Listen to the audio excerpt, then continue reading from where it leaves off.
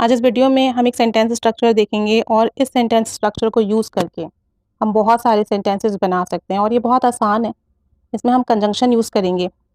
आपने अक्सर इस तरह के सेंटेंसेस सुने होंगे। अगरचा वो अमीर है फिर भी लालची है। अब देखिए 2 सेंटेंस है। अगरचा वो अमीर है फिर भी लालची है। अब इसमें पहले वाले सेंटेंस में अमीर और दूसरे सेंटेंस में लालची की बात हो रही है। यानी दोनों चीज़ें एक दूसरे के कॉन्ट्रास्ट हैं, ऑपोजिट हैं, मुताज़ाद हैं।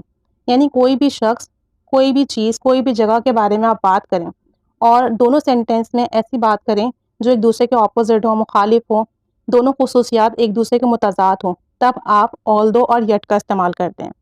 यानी पहले सेंटेंस में अगरचा के लिए आप ऑल्दो यूज़ करेंगे और दूसरे सेंटेंस में लेकिन फिर भी के लिए यट यूज़ करेंगे और दोनों सेंटेंस में आप ऑपोजिट बात शेयर करेंगे, किसी भी शख्स की, जगह की, किसी भी चीज़ की। देखें एग्जाम्पल्स देखते हैं। अगरचा वो अमीर है फिर भी लालची है। अगरचा वो अमीर है, although he is rich, although he is rich yet he is greedy. Although he is rich, अगरचा वो अमीर है, यट ही इज़ ग्रीडी, फिर भी वो लालची है। यानी एक तो वो अमीर है लेकिन अमीर होने के साथ साथ लालची भी है। तो दोनों सेंटेंस में ऑपोजिट बात हो रही है। एक और सेंटेंस देखें। अगरचा वो खामोश है फिर भी नाराज़ है। यानी कि वो कुछ बोल नहीं रहा, खामोश है, लेकिन ये खामोशी उसकी नाराज़गी की है। तो अगरचा वो खामोश है, although he is silent yet he is angry. Although he is silent, अगरचा वो खामोश है, यट ही इज़ एंग्री, लेकिन फिर भी वो नाराज़ है। अगरचा वो गरीब था, अब ये पास्ट की बात हो गई, फिर भी ईमानदार था। यानी गरीब था लेकिन ईमानदार था। Although he was poor yet he was honest. Although he was poor, अगरचा वो गरीब था, यट ही वॉज ऑनेस्ट, फिर भी वो ईमानदार था। अगरचा वो मकरूज था, although he was in debt. Although he was in debt, यहाँ पे जो डेट है इसका बी साइलेंट है, बी नहीं पढ़ेंगे। फिर भी वो सखी था, yet he was generous. Yet he was generous, यानी वो मकरूज था, कर्जे में था, फिर भी उसमें सखावत थी। दोनों अपोजिट बातें हो गई। Although he was in debt yet he was generous, अगरचा उसने बहुत कोशिश की, ऑल्दो ही ट्राइड हार्ड। अब ये पास्ट सिंपल का सेंटेंस है इसलिए ट्राइड यूज हुआ है, ट्राई की सेकंड फॉर्म।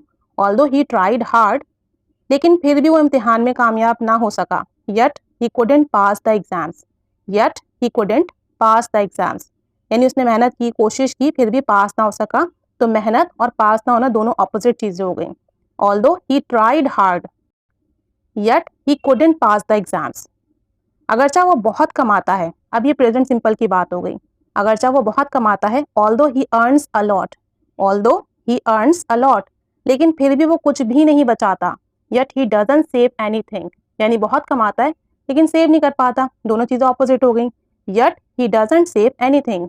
अब चूंकि नेक्स्ट सेंटेंस भी प्रेजेंट सिंपल का है इसलिए ही के बाद डज नॉट और फिर save anything.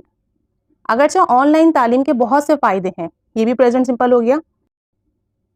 Although there are many advantages to online education, लेकिन फिर भी मेरा इस बात पे यकीन है कि बाकायदा कोर्सेज बहुत बेहतर हैं। Yet I strongly believe that regular courses are much better. That regular courses are much better. अगरचा वो कर सकता है लेकिन फिर भी करना नहीं चाहता, यानी उसमें एबिलिटी है लेकिन करना नहीं चाहता। तो ऑपोजिट चीज़ हो गई।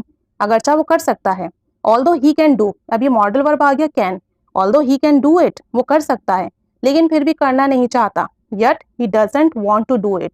Yet he doesn't want to do it, अगरचा उसके पास पैसे नहीं थे। अब ये पास्ट सिंपल का स्टेट हो गया। अगरचा उसके पास पैसे नहीं थे, although he had no money. Although he had no money, लेकिन फिर भी उसने हमारी मदद की। Yet he helped us. Yet he helped us, अब दोनों अपोजिट बात होगी। पैसे नहीं थे लेकिन फिर भी मदद की। Although he had no money yet he helped us. अब 2 सेंटेंसेस आपके लिए हैं। अगरचा हमारी टीम ने बहुत अच्छा खेला फिर भी हम हार गए। अगरचा वो मुझसे नाराज़ है फिर भी मेरी फिक्र करता है। तो ऑल्दो और यट यूज़ करके आप ये सेंटेंसेस बनाएंगे। दोनों सेंटेंसेस में ऑपोजिट बात होगी, एक दूसरे के मुताजाद बात होगी, चाहे वो किसी पर्सन, प्लेस और किसी चीज़ के बारे में हो।